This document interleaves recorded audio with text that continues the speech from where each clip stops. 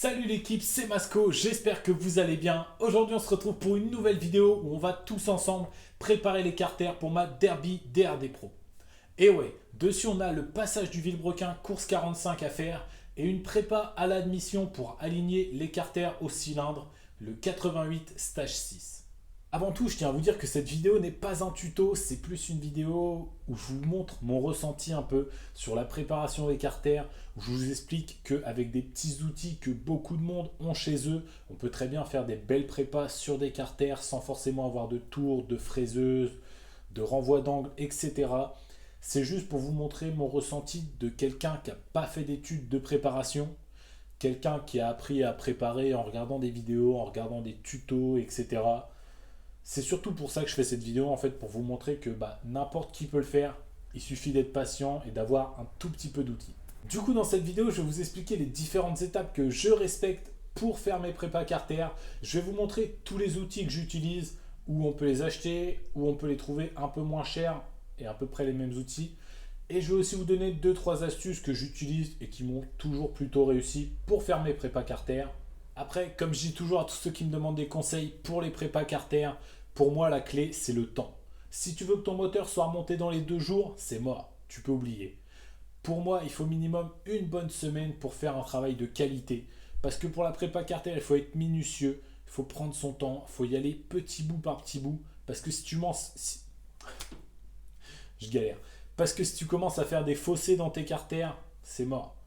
Tu vas pas pouvoir rattraper ça, ta prépa sera foirée. Et peut-être même que les performances de ton moteur, elles seront amoindries par rapport à un moteur qui n'a pas de prépa. Donc pour moi, vraiment, soit tu te sens, tu prends le temps, soit tu te sens pas, tu le fais pas et tu vas chez un préparateur. Bien sûr l'équipe, avant de commencer la prépa, je vais vous expliquer le matériel qu'il faut avoir pour débuter. Donc moi perso, j'ai un Dremel 4000. C'est un Dremel que j'ai acheté dans ce kit là, donc toute la boîte complète. Il y a pas mal d'accessoires, des trucs, je sais pas trop à quoi ça sert, mais c'est un kit qui vaut 100 euros. Donc c'est quand même assez cher, mais bon, moi je trouve qu'il est plutôt polyvalent et plutôt complet, donc c'est pour ça que j'ai pris celui-là. Après, ils font aussi des Dremel 3000. Celui-là est beaucoup moins cher, un peu moins complet, mais il y a le réglage de vitesse quand même. C'est assez important, je trouve, pour les prépas. Il est aux alentours de 40 euros, il me semble. Vous voyez, sur le mien aussi, il y a réglage de vitesse, donc de 500 tours minute jusque 3500 tours minute. Et sinon, vous en avez aussi chez Action. L'autre coup, j'ai été chez Action et j'en ai vu. Ils sont aux alentours de 21 euros, il me semble. De toute façon, je vous avais pris une photo. Vous voyez, pour commencer une prépa, ça suffit largement, je trouve. Maintenant que je vous ai dit quelle machine utiliser, je vais vous montrer quelle fraise, moi, perso, j'utilise. Donc déjà, on a celle-ci. Comme tu peux le voir, une fraise tout en acier qui va me servir surtout à dégrossir les carters tout en ne creusant pas trop dedans. C'est super important de ne pas trop creuser parce qu'il faut un rendu le plus lisse possible. Et du coup, avec une fraise qui va trop faire des trous à certains endroits, tu vas galérer après à lisser ta prépa. J'utilise aussi celle-ci.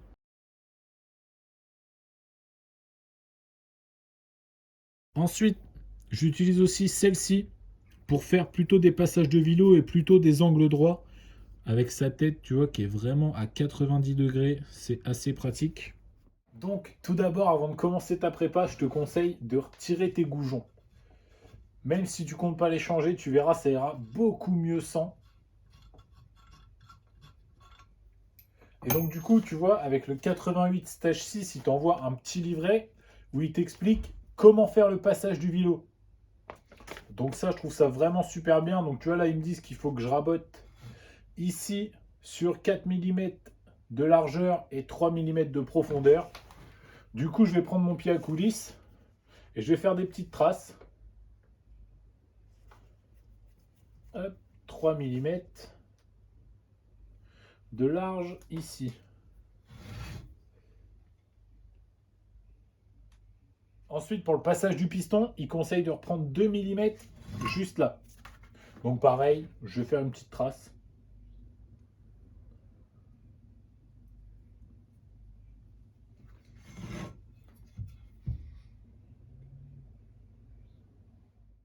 Donc, Alors, ici on a nos 3 mm à retirer pour le passage de la bielle, les 4 mm de profondeur ici, et les 2 mm ici pour le passage du piston.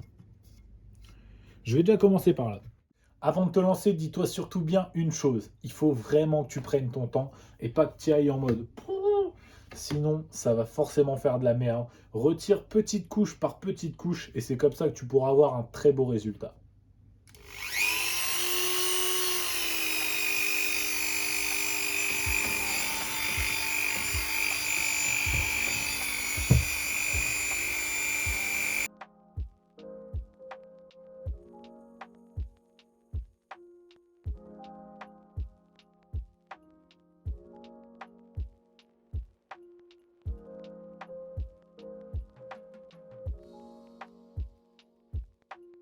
Donc voilà ce que ça donne après les quelques premiers coups de lime. Franchement, c'est plutôt pas mal. J'ai déjà fait le passage de bielle jusqu'aux marques que j'avais fait. Du coup, là, je vais changer d'embout. Je vais prendre celui-là pour bien faire un angle droit.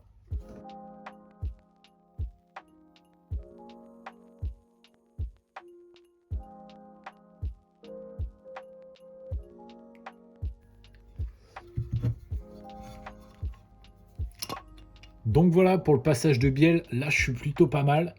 Avant de vouloir commencer autre chose, je vais déjà prendre une mesure, voir si mon passage de bielle est fait assez profond.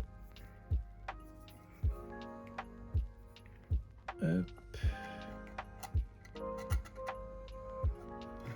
Donc par là, il me faut 4. Ah, il en manque un petit peu à certains endroits. Et par là, il me faut 3 mm. On n'est pas trop mal. Par contre, niveau profondeur, par là, il faut que j'attaque un peu plus. Comme vous pouvez le voir, j'ai terminé ici mon passage de bielle. Et ici, mon passage de piston, donc parce que le piston il redescend un peu plus bas qu'à l'origine. Je vais maintenant m'attaquer à la préparation des carters, on va dire. C'est plus un alignement cylindre-carter. Pour ça, il y a deux écoles. Soit tu prends ton cylindre, tu revisses un de tes goujons, voire les deux.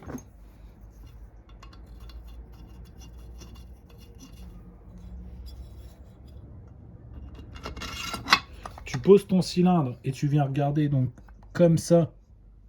Bah, tu vois ce qu'il faut que tu retires de ton carter. Comme on peut le voir juste ici, là, il y a un beau bout de carter qui bloque le transfert. Tu vois, là, je peux passer mon doigt. Là, je peux pas du tout. Donc, première technique, tu mets ton cylindre. Ou alors, la deuxième technique, tu prends ton joint d'embase que tu vas mettre, pareil, sur tes goujons. Et tu vas passer au marqueur. Et du coup, bah, ça te délimitera tout ce que tu as en trop. Moi, perso, bah, je fais la première technique. Je mets le cylindre. Je gratte un petit peu. Je vois ce que ça donne. Je remets le cylindre, etc. Du coup, bah... hop, je vais retirer mes deux goujons. Bah non, du coup, je vais les laisser. Je vais regarder ce qu'il y a en trop et je vais commencer à préparer.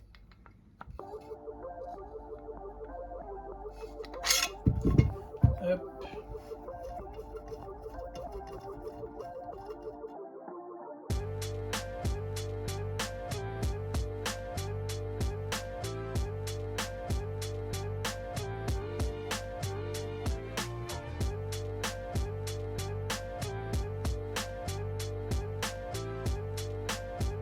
Donc voilà, comme tu as pu le voir dans le plan juste avant, l'essentiel pour moi pour faire une bonne prépa, c'est vraiment de prendre son temps et d'y aller petit à petit. Si tu commences à vouloir retirer des gros morceaux d'un coup, il y a forcément un moment donné où tu vas trop retirer et après, ça marchera plus comme il faut. Donc là, comme on peut le voir, le carter commence à un peu plus correspondre avec notre transfert, mais on peut encore gratter. Du coup, bah, j'y retourne.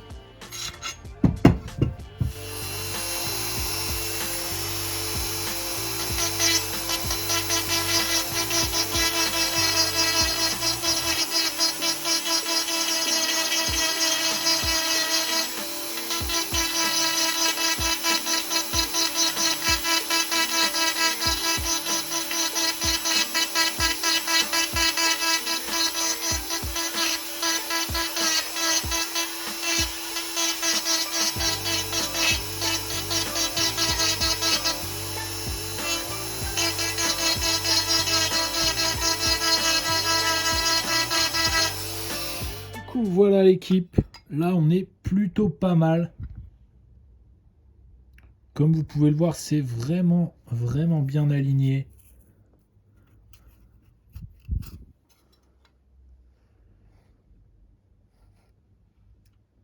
Maintenant, je vais juste vite fait arrondir un petit peu l'angle ici pour que le passage dans le transfert soit plus fluide. Et puis après, je vous montrerai comment je lisse avec hop, ce petit embout là. Du coup, voilà, le plus gros du travail est fait. J'ai encore 2-3 passages à refaire ici, mais bon, il commence à se faire tard. Du coup, je vais vous montrer comment je fais pour lisser après, parce que c'est pas trop rugueux, mais quand même un petit peu. Du coup, j'utilise cette brosse là, cette petite fraise là. Et surtout, ce qui va être très important, c'est de jamais rester au même endroit. Toujours faire des petits mouvements comme ça.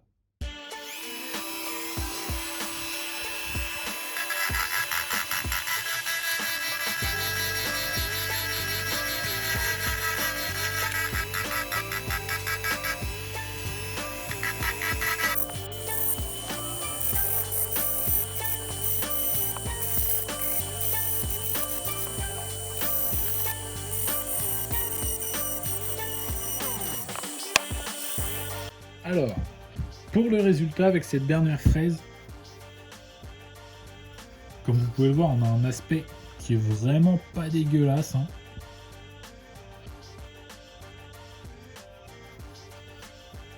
Et là, si vous voulez, vous pouvez vous arrêter là.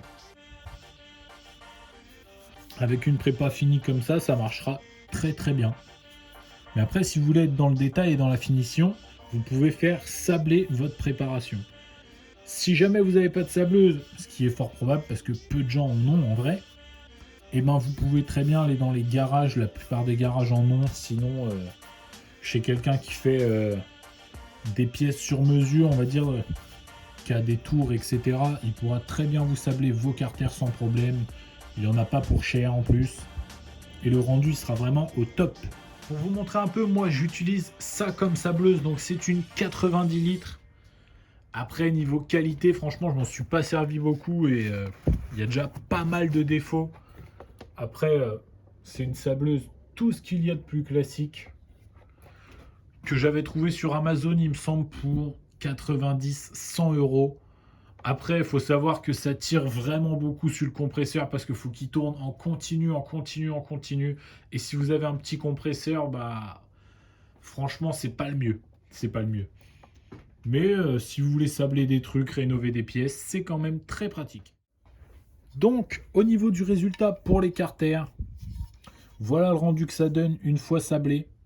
Moi, je trouve ça vraiment très très beau.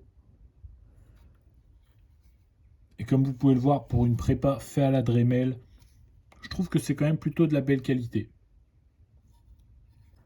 Après, il y a forcément des gens qui diront que c'est pas une grosse prépa. Après, comme vous le savez, je mets pas une boîte à clapet V-Force.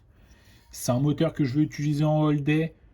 Donc, mon but premier, c'était vraiment d'aligner les transferts du cylindre au carter, de faire le passage du vilo, de faire le passage du piston. Et franchement, bah, le job, il est rempli à la perfection. La prépa, elle est plutôt propre. C'est un moteur que, après, si je veux le revendre, j'ai pas à rougir de la prépa. Franchement, j'en suis très très satisfait.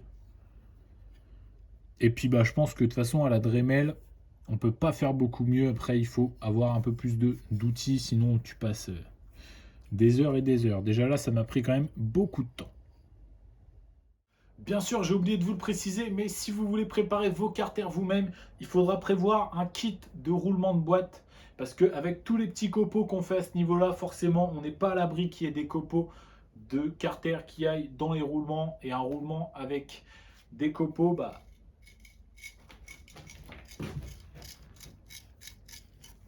voilà ce que ça donne. Et là, ça tourne pas vite. Quand ton moteur il tourne à plus de 2-3 000 tours, c'est un enfer le bruit. Donc, si tu veux préparer tes carters, prévois un kit roulement de boîte. Donc voilà l'équipe, c'est déjà la fin de cette vidéo où je vous montrais comment je fais mes petites prépas sur mes carters. Après, c'est sûr, c'est pas de la prépa de grande qualité. J'entends par là que ça vaut pas une prépa qui est faite chez un professionnel. Il y a beaucoup de pros en France, je le redis encore une fois, Zinzin Préparation, Tournoi Racing, etc. Si vous voulez une vraie prépa pour faire du run, pour faire des podiums, il faut aller chez un préparateur professionnel. Si vous voulez faire des rassos, vers chez vous. Si vous voulez utiliser la moto en all day, une petite prépa comme ça suffit amplement. Comme d'habitude, si la vidéo t'a plu, n'hésite pas à mettre ton plus beau pouce bleu. N'hésite pas à me dire dans les commentaires ce que tu penses de ma petite prépa. Moi, franchement, j'en suis plutôt fier. Et si t'es pas encore abonné, c'est le moment de le faire. Et oublie pas d'activer la cloche pour avoir une notif dès que je sors une nouvelle vidéo. Moi, je te dis à la semaine prochaine. C'était Masco. Salut!